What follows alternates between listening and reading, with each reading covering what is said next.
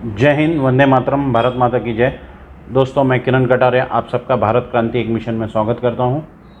आज हम पुलिस कैसे गुनहगारों की मदद करेंगे, इसमें आगे कंटिन्यू करते हुए पार्ट 2 ये वीडियो बन रहा है। और दोस्तों, ये वीडियो मेरे ऑफिस से बन रहा है। मेरा ऑफिस मेन रोड पे ही होने के कारण थोड़ी बाहर की आवाज़ें आएगी, तो प्लीज़ क्षमा करें, इग्नोर करें। ये मेरा ऑफिस मेन रोड के एकदम करीब है। तो दोस्तों,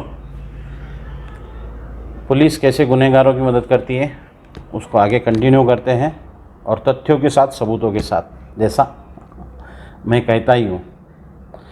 उसके पहले मैंने एक नया आंदोलन शुरू किया है जो आपकी जानना ज़रूरी है, और एक आम आदमी ने उसके हक़ की लड़ाई लड़नी ही चाहिए, रुकना नहीं चाहिए दोस्तों। और हम जो रुकते हैं, थकते हैं या हम डर जाते हैं, उससे ही कहीं ना कहीं गुनहगारों की हिम्मत बढ़ती है। दोस्तों, गुनहगारों को मदद करने वाले भी गुनहगार ही होते हैं, और गुनहगारों से डरना ये सबसे बड़ा गुनाह होता है। अभी मुझे किसने यही सवाल किया था कि आपको डर नहीं लगता है।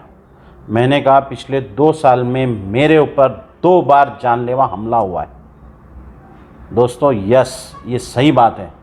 और उसका भी पुलिस विभाग ने कैसा कि वो तो अभी कुछ कोर्ट में भी मैटर पेंडिंग है, इसलिए मैं यहाँ ज़्यादा नहीं बता पाऊँगा, और आगे उस बारे में वो भी मैं कंटिन्यू आपको बताऊँगा। लेकिन क्या हुआ, जाखो राखे साइया, मार सके ना कोई। दोस्तों, ये इनकी हिम्मत नहीं है। वो ऊपर वाला ही बैठा है, वही जानता है और वही करता है। इसके लिए कभी भी डरना नहीं चाहिए और सच्चाई के लिए लड़ना चाहिए। दोस्तों, तो पहले देखिए, इस वीडियो में आंदोलन के बारे में डिटेल बता रहा हूँ, और आगे फिर कंटिन्यू करते हैं हम आगे की स्टोरी। ये है लेटर, ये है आम आदमी का पत्र आंदोलन। ये लेटर के जरिए, पत्रों के जरिए मैं प्रशासन को जगाने की कोशिश कर रहा हूँ। दोस्तों, आज से ये पत्र आंदोलन मैंने शुरू किया है। इन पत्रों द्वारा मैं सोए हुए प्रशासन को जगाने की कोशिश करूँगा, और एक आम आदमी को उसका न्याय मिले, उसकी हक की लड़ाई के बारे में कोशिश करूँगा। तो दोस्तों, ये लेटर भेज रहे हैं, हम पत्र भेज रहे हैं भारत के माननीय राष्ट्रपति जी को, भारत के माननीय प्रधानमंत्री जी को, भारत के गृह मंत्री जी को, महाराष्ट्र राज्य के माननीय राज्यपाल जी को, महाराष्ट्र राज्य के माननीय मुख्यमंत्री जी को, माननीय उप मुख्यमंत्री जी को, माननीय गृह मंत्री जी को, महाराष्ट्र राज्य के अपोजिशन लीडर माननीय देवेंद्र फडणवीस जी को भी, हमारे औरंगाबाद के पालक मंत्री देसाई साहब को भी, उसके बाद में डिविजनल कमिश्नर औरंगाबाद को, कलेक्टर औरंगाबाद को, कमिश्नर ऑफ पुलिस औरंगाबाद को, हमारे विभाग के डेप्यूटी पुलिस कमिश्नर उनको भी, उसके बाद में असिस्टेंट पुलिस कमिश्नर को, और police station MIDC CIDCO Aurangabad को भी, जनप्रतिनिधि MLA यहाँ के अतुल जी सावे और हरिभाऊ जी बागड़े साहब को भी, इनको भी ये लेटर मैं भेज रहा हूँ। दोस्तों, मेरी कोशिश रहेगी कि हर किसको रोज़ मैं 20 लेटर भेजूँ। दोस्तों, लेटर तो मैंने पहले भी भेजे हैं काफ़ी, लेकिन प्रशासन को कुछ उसका इफेक्ट नहीं हुआ है। लेकिन मैं चाहता हूँ अभी ज़्यादा लेटर भेजने से शायद उन्हें समझ में आएगा विषय की गंभीरता, और हर आम आदमी को उसका न्याय मिलना जरूरी है। हर आम आदमी को उसका हक मिलना जरूरी है। जो संविधान ने उसे मूलभूत अधिकार दिए है, उसका वो अधिकारी है, उसे वो मिलने चाहिए। तो दोस्तों, ये मेरी कोशिश रहेगी, ये मेरा आंदोलन रहेगा। है मेहनत का काम है, लेकिन न्याय के लिए लड़ना तो पड़ेगा। मैं चुप बैठने वाला तो नहीं हूँ न्याय मिलने तक। मैं इस पत्र द्वारा सिर्फ हमारे प्रशासन से एक ही मांगनी की है। अगर पुलिस विभाग कहता है कि हमारे प्रकरण में योग्य कार्रवाई हो गई है, और मैं कह रहा हूं कि नहीं हुई है, तो इसकी इंक्वायरी एक माननीय उच्च न्यायालय के न्यायमूर्ति, रिटायर्ड न्यायमूर्ति से इसकी इंक्वायरी की जाए। सही सच सामने आ जाएगा। इसमें तो कोई दुविधा नहीं होनी चाहिए प्रशासन को। एक आम आदमी है, उसे भी न्याय मिलने का अधिकार है। मैं कोई सेलिब्रिटी नहीं हूँ, मैं कोई बड़ा आदमी नहीं हूँ जो मेरे पीछे बाकी के लोग लड़ाई करेंगे। मैं मेरे आंदोलन के द्वारा प्रशासन से मांगनी कर रहा हूँ, और एक आम आदमी को न्याय मिलना चाहिए। और राज्य में कायदा सुव्यवस्था है इसका अनुभव होना चाहिए। दोस्तों, मैं अगर कोई गलत मांगनी कर रहा हूँ, कोई चीज़ की गलत मांगनी कर रहा है तो आप ही बताइए। आज है मंडे 14 सितंबर 2020 और आज सुबह ऑलरेडी मैंने 120 लेटर 6 लोगों को 20-20 लेटर मैंने पोस्ट कर दिए हैं। ये तैयारी कल से शुरू की थी, संडे के दिन। कल सुबह सुबह मुझे ये आइडिया आई, आंदोलन तो करना है। जन आंदोलन एक सामान्य आदमी कैसे करेगा, और आंदोलन के बगैर मुझे न्याय मिलेगा नहीं, ये कहीं ना कहीं मुझे ज्ञात हो रहा है। पिछली बार आंदोलन किया तो मुझे तो मीडिया से बात तक करने नहीं दी गई। दोस्तों, ये आंदोलन मैं एक शांति प्रिय मार्ग से कर रहा हूँ और मुझे यकीन है कि मेरे दर्द को, मेरी तकलीफ़ को प्रशासन समझेगा और उन्हें भी एहसास होगा कि हर आम आदमी को उसका हक मिलना ज़रूरी है। और कहीं ना कहीं मेरी जो मांगनी है कि माननीय उच्च न्यायालय के रिटायर माननीय न्यायाधीश से हमारे पूर्ण प्रकरण की इंक्वायरी की जाए, और मुझे नहीं लगता इसमें कुछ दुविधा होनी चाहिए सरकार को। तो ये मेरी मांगनी पूरी होनी चाहिए, ये मैं आशा करता हूँ। और आगे वीडियो में हमने ये पूरा कैसा आंदोलन किया, इसकी तैयारी कैसी की है, ये बताता हूँ। तो देखिए। हाँ, टिप ऑफ द वीडियो। दोस्तों, ये पूरा वीडियो ही टिप है कि एक आम आदमी भी आंदोलन कर सकता है शांति प्रिय तरीके से, अपने घर से भी। उसकी इच्छा होनी चाहिए, उसकी इच्छा शक्ति प्रबल होनी चाहिए। तो दोस्तों, देखिए हमारी तैयारी हमने कैसे की है।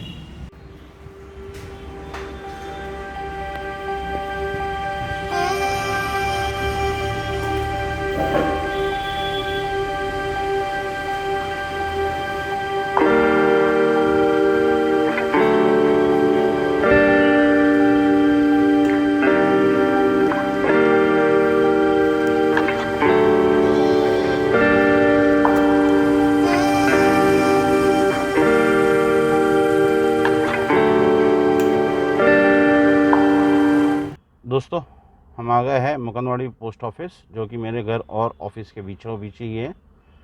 अभी कल जो लेटर रेडी हो गए थे, आज हम उन्हें पोस्ट करेंगे। तो देखते हैं। ये वो लेटर है जो कल रेडी हो गए थे, 120 लेटर है करीब,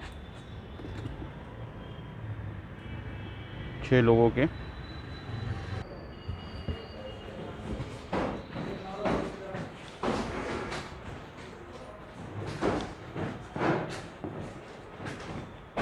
साहब है पोस्ट है, 120 लेटर है। नहीं, रजिस्टर्ड है, रजिस्टर्ड पोस्ट है। नहीं, पोस्ट पावती नहीं, फक्त रजिस्टर पोस्ट। हाँ, तो देखा दोस्तों, एक आम अकेले आदमी का आंदोलन। आपके इरादे मजबूत होने चाहिए, आपके इरादे मजबूत होने चाहिए। सामने वाला गुनहगार कितना बड़ा है उससे कोई मायने नहीं रहता। तो दोस्तों, आगे बढ़ते हैं हमारे विषय पे। जो पुलिस विभाग गुनहगारों की मदद कर रही है, माननीय न्यायालय से 23 सितंबर 2019 को हमारी मिल्कत का ताबा हमें मिलता है। उसके बाद में सामने वाले व्यक्ति का हमारी मिल्कत पे आने का कोई संबंध नहीं है। जो मैंने पहले भी कह चुका हूँ, अगर उसे कोई दिक्कत है या उसे कोई शिकायत है, उसने माननीय न्यायालय में या उस रिलेटेड जो भी विभाग है उसमें शिकायत करनी चाहिए, कंप्लेंट करनी चाहिए, ना कि गैर कृत्य करनी चाहिए। ठीक। तो उसके बाद में जब वो गैर कृत्य करता है, 26/9/2019, 30/9/2019 और 4/11/2019 को हम शिकायत देते हैं, और शिकायत पे भी कोई योग्य कार्रवाई नहीं होती है। ये जैसा आपने देखा पिछले वीडियो में, और जो पुलिस विभाग ने जवाब दी है उसी पे से ही ये स्पष्ट सिद्ध होता है। ठीक है दोस्तों, तो आते हैं मेन घटना पे, मुख्य घटना पे, जो कि है 16/3/2020 यानी 16 मार्च 2020 की, जिस बारे में वही माहिती अधिकार के अर्ज में जो मालूमात मिली थी उसमें बताया गया कि FIR जो दाखिल हुई है फर्स्ट इन्वेस्टिगेशन रिपोर्ट 90/2020 जो दाखिल हुई है। दोस्तों, यही पहले अर्ज़ों पे अगर सही ढंग से कार्रवाई हो जाती तो गुनहगारों की हिम्मत बढ़ती नहीं और ये जो घटना हुई है ये घटित ही नहीं होती। ये स्पष्ट रूप से इसमें कोई दो राय नहीं होनी चाहिए। अब वो उस घटना पे आते हैं। घटना है 15/3/2020 लेट नाइट, यानी डेट चेंज होती है 16/3/2020 सुबह 2 बजे की, यानी लेट नाइट 2 बजे की। रात के अंधेरे में गुनहगार आते हैं, सीसीटीवी की वायर कट करते, आगे वीडियो ऑफ होता है। सुबह करीब 8:15 बजे मुझे वॉचमैन का फ़ोन आता है कि कोई लोग अपनी प्रॉपर्टी में अंदर घुसे हैं और मुझे अंदर आने नहीं दे रहे हैं और मुझे धमका रहे हैं, मुझे वहाँ से भगा रहे हैं। तो दोस्तों, मेरा माथा ठनका और अनहोनी जो नहीं होनी चाहिए थी वो घटित हो गई। ये मुझे ज्ञात हो गया कुछ ही सेकंड में, क्योंकि गुनहगार पहले ही ये कोशिश कर रहे थे। जैसे मुझे फ़ोन आता है मुझे ज्ञात होता है कि कुछ तो भी गलत हुआ है जो नहीं होना चाहिए। दोस्तों, मैं तुरंत पुलिस स्टेशन को फ़ोन करने की कोशिश करता हूँ, नहीं लगता है। उसके बाद में मैं कंट्रोल रूम, औरंगाबाद पुलिस के कंट्रोल रूम को इस बारे में इत्तला करता हूँ कि घटना घटी है और मैं तुरंत हमारी मिलकत पे निकलता हूँ, जो कि मेरे घर से ज़्यादा से ज़्यादा एक 10 मिनट के डिस्टेंस पे है। करीब 8:25 के आसपास मैं वो प्रॉपर्टी पे पहुंचता हूं और उसी जैसे मैंने पहले इंटीमेट कर दिया था ना, पुलिस का भी एक कर्मचारी, जो मैंने पुलिस को इंटीमेट कर दिया था, तो पुलिस का भी एक कर्मचारी मौके पे पहुंचा था। मौके पे पहुंचने के बाद पुलिस कर्मचारी में साथ में ही रहते, देखते हैं क्या हुआ है। वहाँ पे कोई भी पुरुष अवेलेबल नहीं है, महिला है। तो पुलिस वाला मुझे कहता है कि आप पुलिस स्टेशन में आके शिकायत कर दीजिए, आगे की कार्रवाई पुलिस स्टेशन से होगी। दोस्तों, ये ज्ञात होता है, वहाँ पे ध्यान दीजिए, कोई भी पुरुष नहीं है, सिर्फ महिला है, यानी महिलाओं को आगे किया जाता है। ये गुनहगारों की वृत्ति और जो पुलिस विभाग को समझ में नहीं आती है। ठीक है, आगे आते हैं हम पुलिस स्टेशन में। करीब 8:35 8:40 के आसपास मैं पुलिस स्टेशन पहुँचता हूँ, रुकता ही नहीं हूँ वहाँ। तो दोस्तों, जैसे हम पुलिस स्टेशन आते हैं, अभी करीब 8:45 बज जाते हैं। पुलिस स्टेशन में शिफ्ट चेंज की सब प्रक्रिया स्टार्ट हो रही थी, यानी 9 बजे शिफ्ट चेंज होती है। तो कहा जाता है कि बाबा शिफ्ट चेंज होने के बाद में आपकी शिकायत लिखी जाएगी। शिफ्ट चेंज होती है, उनकी सब प्रक्रिया होती है। 9:30 बजे मैं सब उनको बताता हूँ क्या हुआ है, क्या नहीं घटित हुआ है। तो कहा जाता है कि बाबा आपकी शिकायत वरिष्ठ अफसर जो आएंगे वो चेक करेंगे, उसके बाद में आपकी शिकायत लिखी जाएगी, जो कि उन्होंने तुरंत लिखनी चाहिए थी। करीब 8:45 बजे मैं पुलिस स्टेशन से बैठा हूँ। फिर करीब 11 साढ़े 11 बजे वरिष्ठ अधिकारी आते हैं, उनको भी पूरी बात बताई जाती है। वो कहते हैं हम स्पॉट पे जाएंगे, वहाँ पूरी तहकीकात करेंगे, देखेंगे, फिर आपकी शिकायत लिखेंगे। ठीक, फिर वो वहाँ का उनका जो काम पेंडिंग होता है वो काम पेंडिंग करते हैं। फिर करीब दोपहर में उस मौके पे हम वरिष्ठ अधिकारी के साथ पहुँचते हैं। कोर्टाचं जजमेंट असतं, मला द्यायचा अधिकार आहे का? माझ्यावर कोर्ट आहे हे मान्य आहे का तुला? कोर्टाची ऑर्डर आता आलेली आहे, पजेशन यांना दिलेला आहे। आता ह्याला चॅलेंज कोण करायला पाहिजे? तुम्ही करायला पाहिजे। आता तुम्ही कोर्टाची ऑर्डर दाखव मला। अरे मी कोर्टाची नहीं, घर उसने बनाया था कि ये माझं सिंपल लक्षात आलं का? तुमच्याकडे कोर्ट ऑर्डर आहे का? मी डॉक्युमेंट बघणारा, मी कोर्टच्या वर नाही। ऑर्डर नहीं है कोर्टामध्ये। तो देखा दोस्तों आपने, वरिष्ठ अधिकारी के साथ मौके पे पहुंचने के बाद में वहाँ पे भी महिलाएं हैं, बाकी दूसरे लोग भी हैं, और हर कोई वो व्यक्ति जो वहाँ पे आया है मेरे परमिशन के बगैर, ये इल्लीगल एक्टिविटी है, इसमें कोई दो राय है नहीं। और ये सब देखा गया है वरिष्ठ अधिकारी द्वारा। ठीक है, वहाँ से आते हैं हम पुलिस स्टेशन। करीब 4 साढ़े 4 बजे हम पुलिस स्टेशन वापस आते हैं और उसके बाद में भी शिकायत लिखी नहीं जाती है, रास्ता देखा जाता है, कुछ दूसरी बातें की जाती है। वो उसके बारे में मैं आगे बताऊंगा। तो ठीक है, मुश्किल से शिकायत लिखी जाती है, करीब करीब 7:45 बजे, 7:30 बजे शुरू होती है।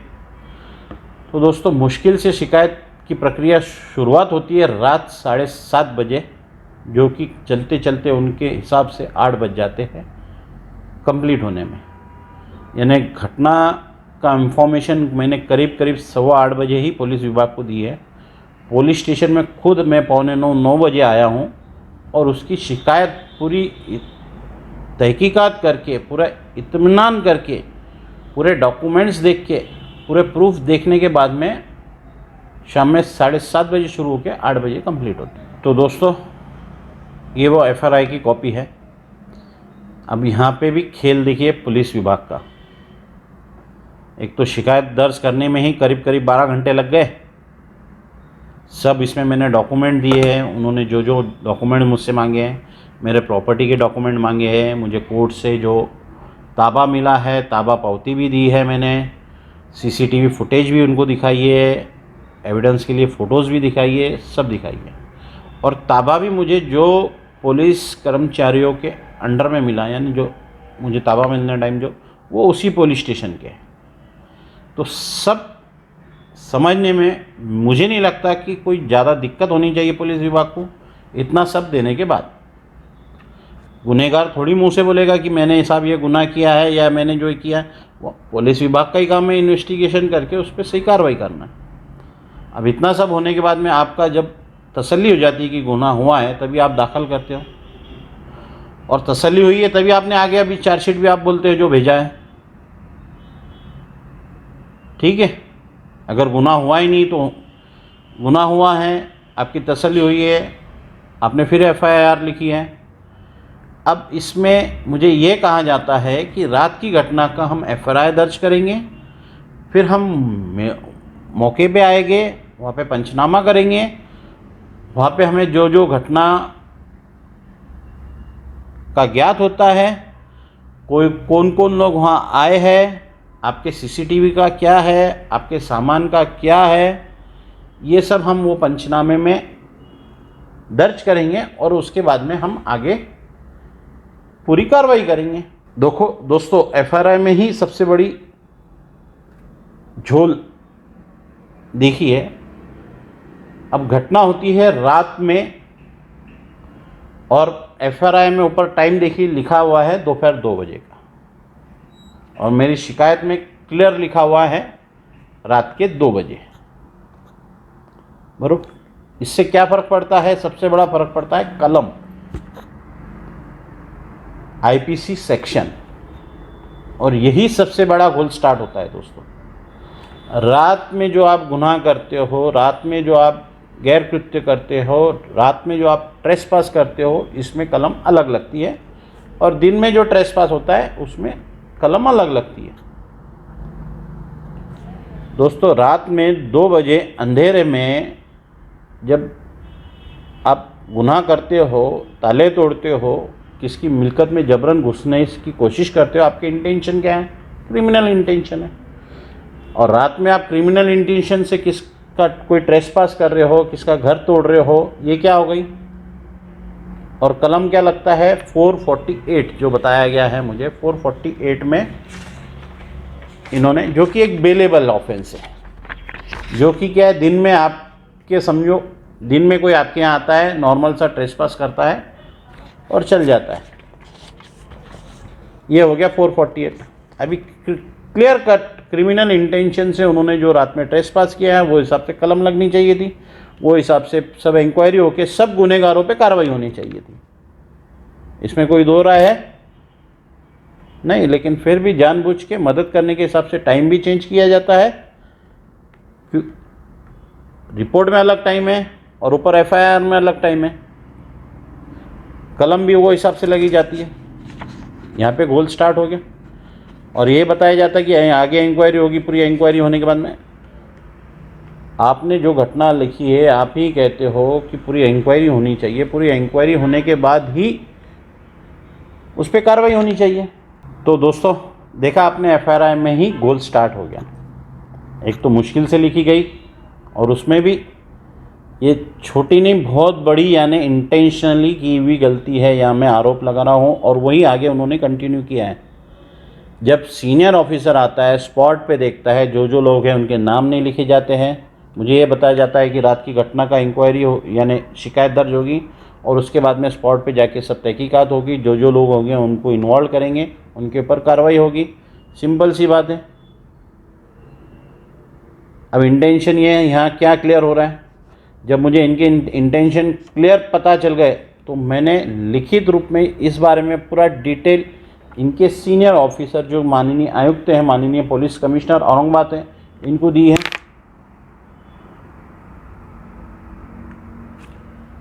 उसमें मैंने पूरा डिटेल ही सब दिया है।